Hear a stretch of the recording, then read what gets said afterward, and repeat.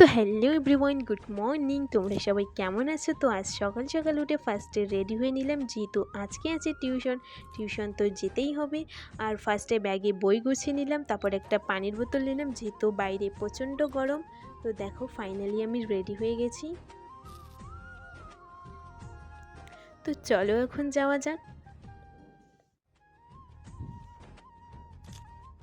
আর কি বলো তো, প্রতিদিন তো একই কাজ, টিউশন যাও আসো, এটাই তো কাজ। তো কি করবে, যেতে তো লাগবেই।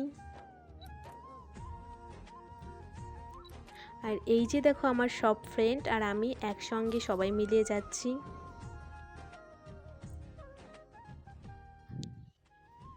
তারপর আমরা পড়া কমপ্লিট করে, তো একটা ফ্রেন্ডের কসমেটিক নেওয়ার ছিল, তাই ও কসমেটিক দোকানে গেল।